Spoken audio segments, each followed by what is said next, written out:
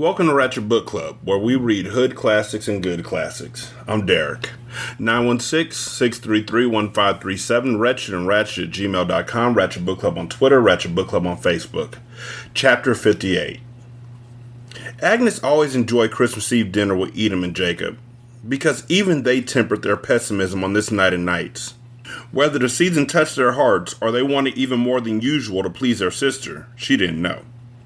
If gentle Edom spoke of killer tornadoes, or if dear Jacob was reminded of massive explosions, each dwelt not on horrible death as usual, but on feats of courage in the midst of dire catastrophe, recounting astonishing rescues and miraculous escapes. With Barty's presence, Christmas Eve dinners had become even more agreeable, especially this year when he was almost 3 going on 20. He talked about the visits to friends that he and his mother and Edom had made earlier in the day, about Father Brown, as if that cleric detective were real, about the puddle-jumping toads that had been singing in the backyard when he and his mother had arrived home from the cemetery. And his chatter was engaging because it was full of a child's charm, yet peppered with enough precocious observations to make it of interest to adults. From the corn soup to the baked ham to the plum pudding, he did not speak of his dry walk in wet weather. Agnes hadn't asked him to keep this strange feat a secret from his uncles. In truth, she had come home in such a curious state of mind that even as she worked with Jacob to prepare dinner, and even as she had overseen Edom's setting of the table, she hesitated to tell them what had happened on the run from Joey's grave to the station wagon. She fluctuated between guarded euphoria and fear bordering on panic, and she didn't trust herself to recount the experience until she had taken more time to absorb it. That night, in Barty's room, after Agnes had listened to his prayers and then had tucked him in for the night, she sat on the edge of his bed. "Honey, I was wondering, now that you've had more time to think, could you explain to me what happened?" He rolled his head back and forth on the pillow. "Nope, it's still just something you gotta feel." "All the way things are." "Yeah. We'll need to talk about this a lot in the days to come, as we both have more time to think about it." I figured. Softened by a Shantung shade, the lamplight was golden on his small, smooth face, but sapphire and emerald in his eyes. "You didn't mention it to Uncle Edom or Uncle Jacob," she said. "Better not." "Why? You were scared, huh?" "Yes, I was." She didn't tell him that her fear had not been allayed by his assurances or by a second walk in the rain. "And you," Barty said, "you're never scared of anything." "You mean Edom and Jacob are already afraid of so much?" The boy nodded. "If we told them, maybe they'd have to wash their shorts." "Where'd you hear that expression?" she demanded, although she couldn't conceal her amusement. Barty grinned mischievously. "One of the places we visited today. Some big kids. They saw this scary movie, and they said they had to wash their shorts after." "Big kids aren't always smart just because they're big." "Yeah, I know." She hesitated. "Edom and Jacob have had hard lives, Barty." "Were they coal miners?" "What?" "On TV, it said coal miners have hard lives." "Not only coal miners. Old as you are in some ways, you're still too young for me to explain. But I will. Someday." "Okay. You remember we talked before about the stories they're always telling? Hurricane, Galveston, Texas, back in 1900. 6,000 people died." Frowning, Agnes said, "Yes, those stories. Sweetie, when Uncle Edom and Uncle Jacob go on about big storms blowing people away and explosions blowing people up, that's not what life's about." "It happens," the boy said. Yes, it does." Agnes had struggled recently to find a way to explain to Barty that his uncles had lost their hope, to convey also what it meant to live without hope, and somehow to tell the boy all of this without burdening him, at such a young age, with the details of what his monstrous grandfather, Agnes's father, had done to her and her brothers. The task was beyond her abilities.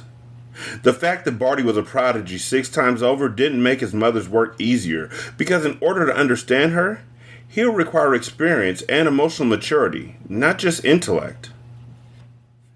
Frustrated again, she said simply, "Whenever Edom and Jacob talk about these things, I want you to be sure always to keep in mind that life's about living and being happy, Not about dying. I wish they knew that, Barty said.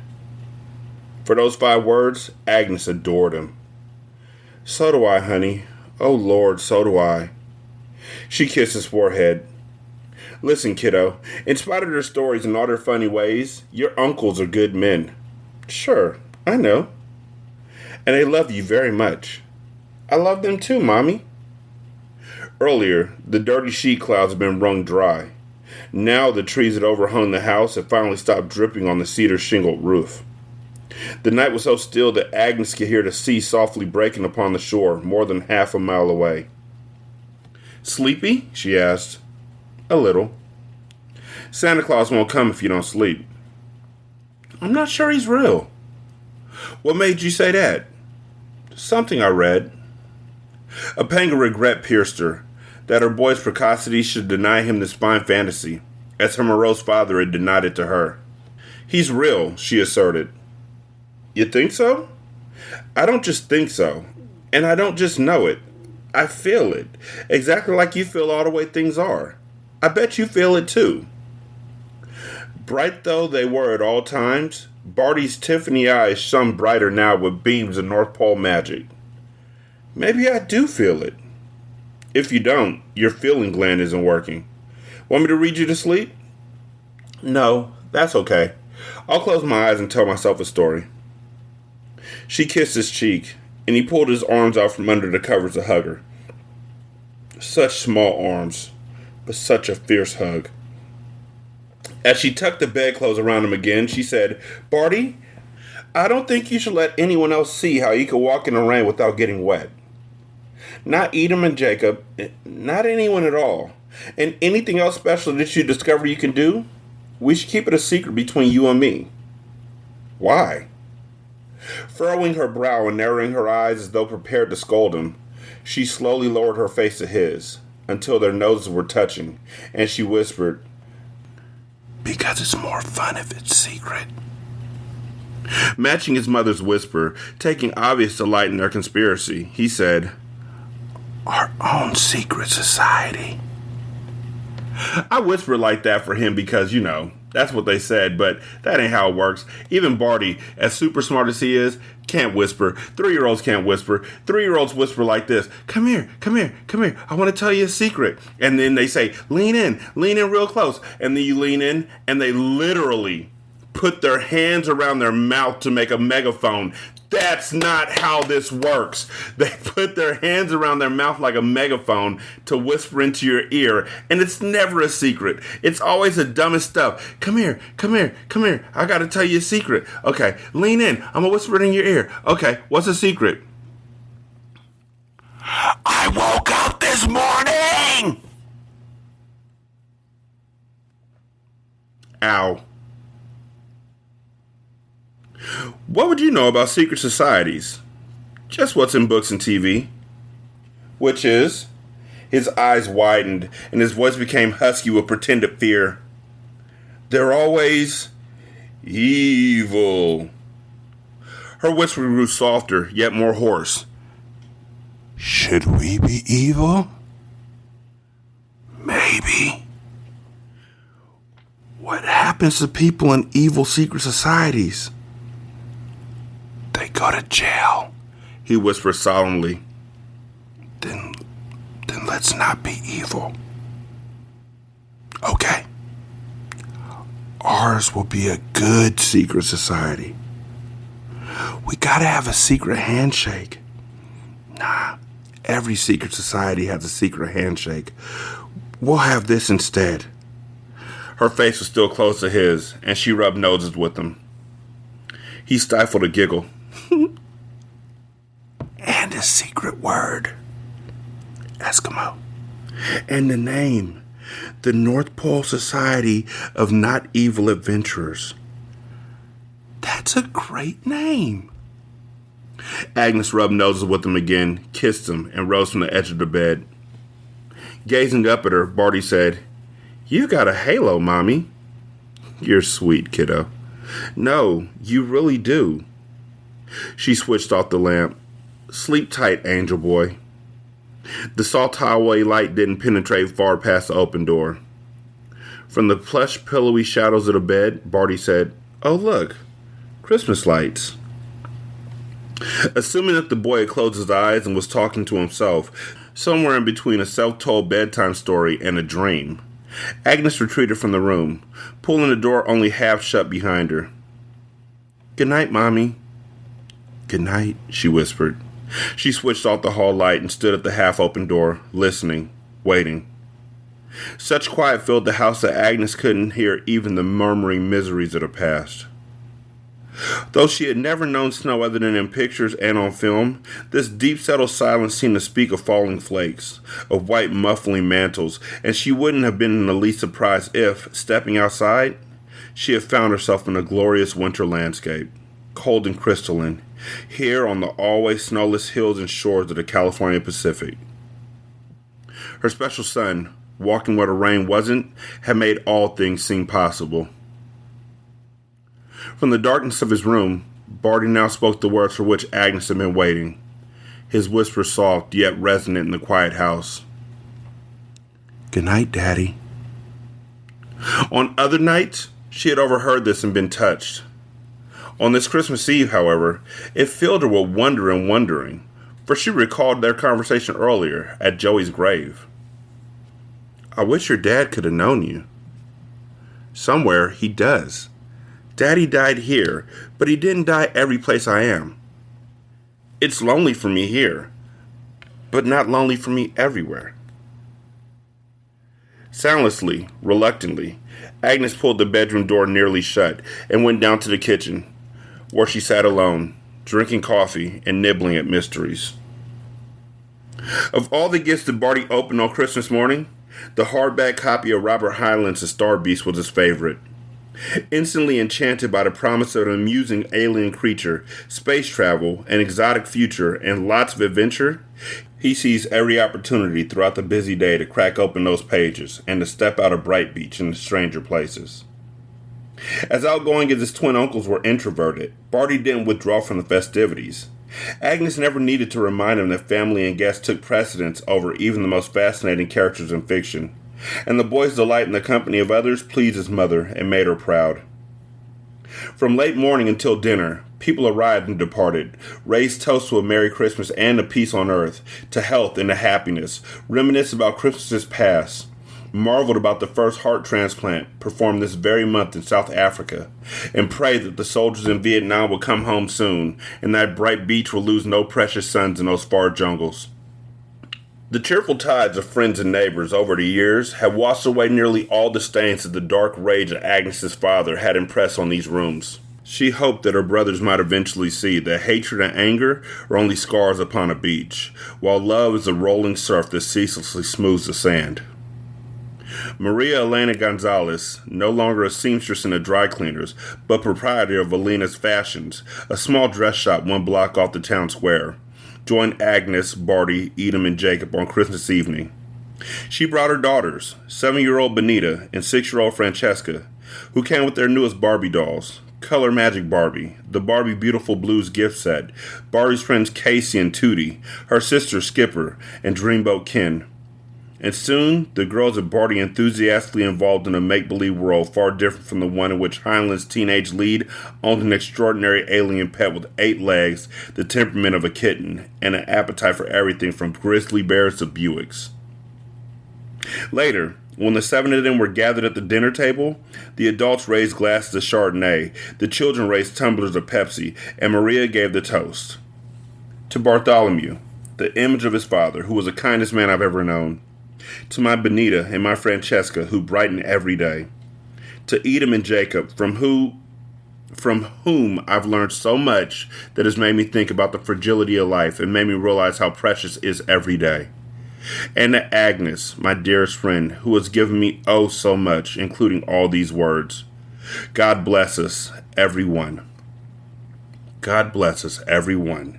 Agnes repeated with all her extended family, and after a sip of the wine, she made an excuse to check on something in the kitchen, where she pressed hot tears into a cool, slightly damp dish towel to prevent the telltale swelling of her eyes. Frequently, these days, she found herself explaining aspects of life to Barty that she hadn't expected to discuss for years to come. She wondered how she could make him understand this. Life could be so sweet, so full, that sometimes happiness is nearly as intense as anguish, and the pressure of it in the heart swells close to pain. When she was finished with the dish towel, she returned to the dining room, and though dinner was underway, she called for another toast. Raising her glass, she said, "To Maria, who is more than my friend, my sister. I can't let you talk about what I've given you without telling your girls that you've given back more. You taught me that the world is as simple as sewing, that what seems to be the most terrible problems can be stitched up, repaired." She raised her glass slightly higher. "First chicken to be come with first egg inside already. God bless." "God bless," said everyone. Maria, after a single sip of Chardonnay, fled to the kitchen, ostensibly to check on the apricot flan that she had brought, but in reality, to press a cool and slightly damp dish towel against her eyes.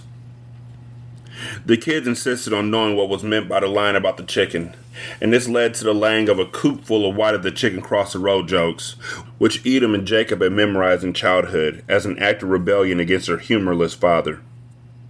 Later, as Benita and Francesca proudly served their mother's individually molded Christmas tree-shaped servings of flan, which they themselves had plated, Barty leaned close to his mother and, pointing to the table in front of them, said softly but excitedly, "Look at the rainbows." She followed his extended finger, but couldn't see what he was talking about. "Between the candles," he explained. They were dining by candlelight. Vanilla-scented bougies stood on the sideboard, across the room, glimmering in glass chimneys, but Barty pointed instead to 5 squat red candles, distributed through the centerpiece of pine sprays and white carnations. "Between the flames, see? Rainbows."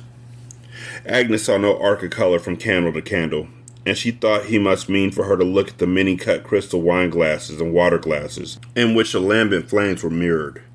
Here and there, the prismatic effect of the crystal rendered reflections of the flames into red, orange, yellow, green, blue, indigo, violet spectrums that danced along beveled edges. As the last of the flan was served and Maria's girls took their seats once more, Barty blinked at the candles and said, "Gone now," even though the tiny spectrum still shimmered in the cut crystal. He turned his full attention to the flan with such enthusiasm that his mother soon stopped puzzling over rainbows. After Maria, Benita, and Francesca had gone, when Agnes and her brothers joined forces to clear the table and wash the dishes, Barty kissed them goodnight and retired to his room with the Star Beast. Already, he was up 2 hours past his bedtime. In recent months, he had exhibited the more erratic sleeping habits of older children.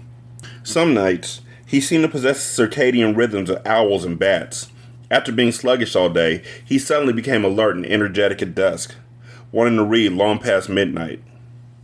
For guidance, Agnes couldn't rely entirely on any of the child-rearing books in her library. Barty's unique gifts presented her with special parenting problems. Now, when he asked if he could stay up even later to read about John Thomas Stewart and Lummox, John's pet from another world, she granted him permission. At 11:45, on her way to bed, Agnes stopped at Barty's room and found him propped against pillows. The book was not particularly large as books went, but it was big in proportion to the boy. Unable to hold it open with his hands alone, he rested his entire left arm against the top of the volume. "Good story?" she asked. He glanced up. "Fantastic!" and returned at once to the tale. When Agnes woke at 1:50, she was in the grip of a vague apprehension for which she couldn't identify a source. Fractional moonlight at the window. The great oak in the yard slipping in the breathless bed of the night. The house quiet, neither intruders nor ghosts afoot. Uneasy, nevertheless, Agnes went down the hall to her son's room and found that he had fallen asleep sitting up while reading. She slipped the Star Beast out of the tangle of his arms, marked his place with the jacket flap, and put the book on the nightstand. As Agnes slipped excess pillows out from behind him and eased them down into the covers, Barty half woke, muttering about how the police were going to kill poor Lummox, who hadn't meant to do all that damage, but he had been frightened by the gunfire, and when you weighed 6 tons and had 8 legs, you sometimes couldn't get around a tight place without knocking something over. "It's okay," she whispered. "Lummox will be all right." He closed his eyes again and seemed to sleep, but then as she clicked off the lamp, he murmured, You have your halo again. In the morning, after Agnes showered and dressed, when she went downstairs, she discovered Barty already at the kitchen table, eating a bowl of cereal while riveted to the book. Finished with breakfast, he returned to his room, reading as he went. By lunch, he had turned the final page, and he was so full of the tale that he seemed to have no room for food. While his mother kept reminding him to eat, he regaled her with the details of John Thomas Stewart's great adventures with Lummox, as though every word the Highlander had written was not science fiction, but truth. Then he curled up in one of the big armchairs in the living room and began the book again. This was the first time he had ever reread a novel, and he finished it at midnight. The following day, Wednesday, December 27th, his mother drove him to the library, where he checked out 2 Heinlein titles recommended by the librarian, Red Planet and The Rolling Stones. Judging by his excitement on the way home in the car, his response to previous mystery novel series had been a pleasant courtship, whereas this was desperate, undying love. Agnes discovered that watching her son be totally consumed by a new enthusiasm was an unparalleled delight. Through Barty, she had a tantalizing sense of what her own childhood might have been like if her father had allowed her to have one, and at times, listening to the boy exclaim about the spacefaring Stone family or about the mysteries of Mars, she discovered that at least some part of a child still lived within her, untouched by either cruelty or time. Shortly before 3 o'clock Thursday afternoon, in a state of agitation, Barty raced into the kitchen, where Agnes was baking buttermilk raisin pies. Holding Red Planet open to pages 104 and 105, he complained urgently that the library copy was defective. There's twisty spots in the print, twisty funny letters, so you can't just exactly read all the words. Can we buy our own copy? Go out and buy one right now? After wiping her floury hands, Agnes took the book from him and, examining it, could find nothing wrong. She flipped back a few pages, then a few forward, but the lines of type were crisp and clear. Show me where, honey. The boy didn't at once answer, and when Agnes looked up from Red Planet, she saw that he was staring oddly at her. He squinted, as if puzzled, and said, The twisty spots just jumped off the page right up on your face. The formless apprehension with which she had awakened at 1:50 Tuesday morning had returned to her from time to time during the past couple days. Now, here it came again, pinching her throat and tightening her chest, at last beginning to take form. Barty turned away from her, surveyed the kitchen, and said, the twisty is me. Halos and rainbows loomed in her memory, ominous as they had never been before. Agnes dropped to one knee before the boy and held him gently by the shoulders. Let me look. He squinted at her. Peepers open wide, kiddo. He opened them. Sapphires and emeralds, dazzling gems set on clear as white, ebony pupils at the center. Beautiful mysteries, these eyes, but no different now than they had ever been, as far as she could tell. She might have attributed his problem to eye strain from all the reading he had done over the past couple days.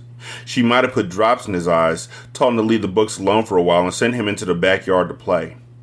She might have counseled herself not to be one of those alarmist mothers who detect pneumonia in every sniffle, a brain tumor behind every headache. Instead, trying not to let Barty see the depth of her concern, she told him to get his jacket from the front closet, and she got hers, and leaving the buttermilk raisin pies unfinished, she drove him to the doctor's office, because he was her reason to breathe, the engine of her heart, her hope and joy, her everlasting bond to her lost husband. Dr. Joshua Nunn was only 48, but he appeared grandfatherly since Agnes had first gone to him as a patient after the death of her father more than 10 years ago. His hair turned pure white before he was 30. Every day off, he either worked assiduously on his 20-foot sports fisher, Hippocratic boat, which he scraped and painted and polished and repaired with his own hands, or puttered around Bright Bay in it, fishing as though the fate of his soul depended on the size of his catch.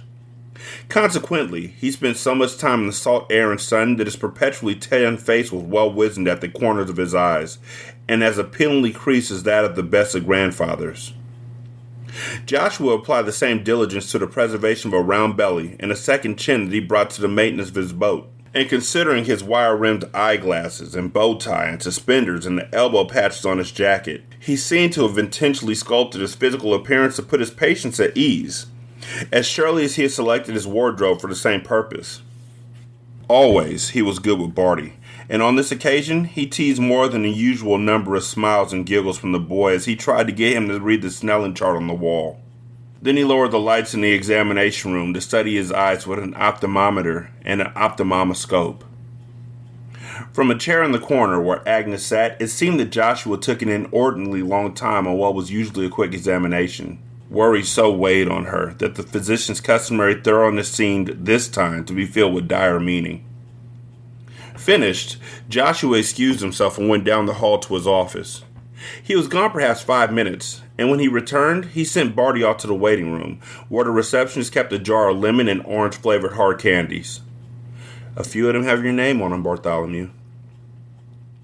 The subtle distortions in his vision, which caused lines of type to twist, didn't appear to trouble Barty much otherwise. He moved as quickly and surely as ever, with a special grace.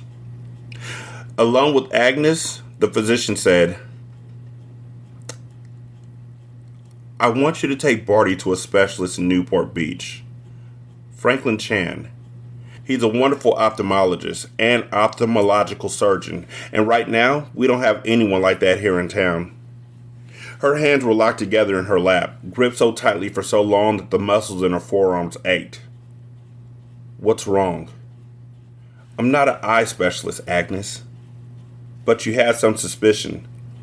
I don't want to worry you unnecessarily if, please, prepare me." He nodded. "Sit up here." He patted the examination table. She sat on the end of the table where Barty had sat, now at eye level with the standing physician. Before Agnes's fingers could braid again, Joshua held out his darkly tanned, work-scarred hands. Gratefully, she held fast to him. He said, "There's a whiteness in Barty's right pupil, which I think indicates a growth. The distortions in his vision are still there, though somewhat different when he closes his right eye. So that indicates a problem in the left as well, even though I'm not able to see anything there. Dr. Chan has a full schedule tomorrow, but as a favor to me, he's going to see you before his usual office hours, first thing in the morning. You'll have to start out early." Newport Beach was almost an hour drive north, along the coast. "And," Joshua cautioned, "you better prepare for a long day. I'm pretty sure Dr. Chan will want to consult with an oncologist." "Cancer," she whispered, and superstitiously reproached herself for speaking the word aloud, as though thereby she had given power to the malignancy and ensured its existence. "We don't know that yet," Joshua said. But she knew. Barty, buoyant as ever, seemed not to be much worried about the problem with his vision. He appeared to expect it to pass like any sneezing fit or cold. All he cared about was Red Planet and what might happen after page 103. He had carried the book with him to the doctor's office, and on the way home in the car, he repeatedly opened it, squinting at the lines of type, trying to read around or through the twisty spots. Jim and Frank and Willis they're in deep trouble. Agnes prepared a dinner to indulge him, hot dogs with cheese, potato chips, root beer instead of milk. She was not going to be as forthright with Barty as she insisted that Joshua Nunn be with her, in part because she was too shaken to risk forthrightness. Indeed, she found it difficult to talk with her son in their usual easy way. She heard a stiffness in her voice that she knew would sooner or later be apparent to him. She worried that her anxiety would prove contagious, that when her fear infected her boy, he would be less than able to fight whatever hateful thing had taken seat in his right eye. Robert Heinlein saved her. Over hot dogs and chips, she read to Barty from Red Planet, beginning at the top of page 104. He had previously shared enough of the story with Agnes that she felt connected to the narrative, and soon she was sufficiently involved with the tale that she was better able to conceal her anguish. To his room, then, where they sat side by side in bed, a plate of chocolate chip cookies between them. Through the evening, they stepped off this earth and out of all its troubles, into a world of adventure, where friendship and loyalty and courage and honor could deal with any malignancy. After Agnes read the final words on the final page, Barty was drunk on speculation, chattering about what might have happened next to these characters that had become his friends. He talked nonstop while changing into his pajamas, while peeing, while brushing his teeth, and Agnes wondered how she would wind him down to sleep. He wound himself down, of course. Sooner than she expected, he was snoring. One of the hardest things she had ever done was to leave him then, alone in his room, with the hateful something still quietly growing in his eye. She wanted to move the armchair close to his bed and watch over him throughout the night. If he woke, however, and saw her sitting vigil, Barty would understand how terrible his condition might be. And so, Agnes went alone to her room, and there, as on so many nights, sought the solace of the rock who was also her lamp, of the lamp who was also her high fortress, of the fortress who was also her shepherd. She asked for mercy, and if mercy was not to be granted, she asked for the wisdom to understand the purpose of her sweet boy's suffering.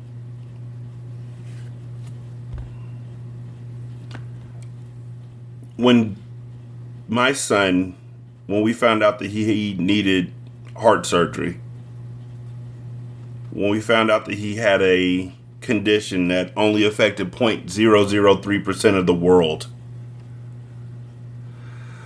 when we found out that the doctors had never done this surgery before and they were as scared as we were,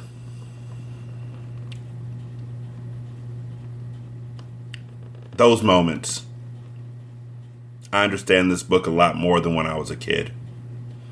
Those moments, that anguish, that fear, it's so palpable right now. And every time that I read something about a child with an affliction in a book, I think about my son and how he bravely, I don't even want to attribute bravely to him, how he lived his life as normally as possible, knowing that a surgery was going to change his life. We sat up and we played games deep into the night, and we held him close, and the whole family came over, and we all played games, and we all laughed, and we laughed like it was the last time.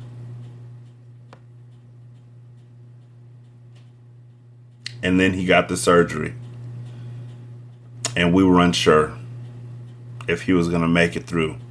If he was going to make it through the first night. The first night was always the hardest. And then the second night. And then he coughed, and the pain, and just wanted to take all the pain away from him. But with the pain came the healing. I remember that vividly. I remember this book.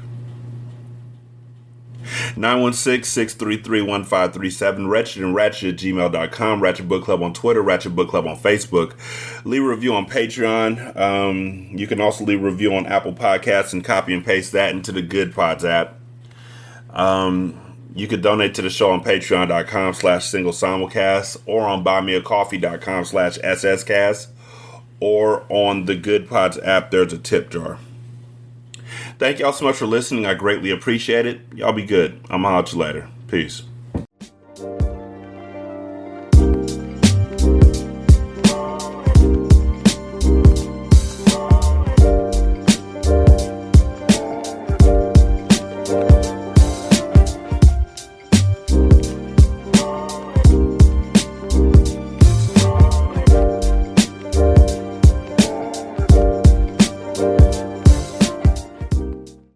The intro and outro to Ratchet Book Club is by That Kid Garan, and it's called Goodbyes. You can email him at tkgbeats94@gmail.com for more information on how to lease this beat. This is Single Simulcast.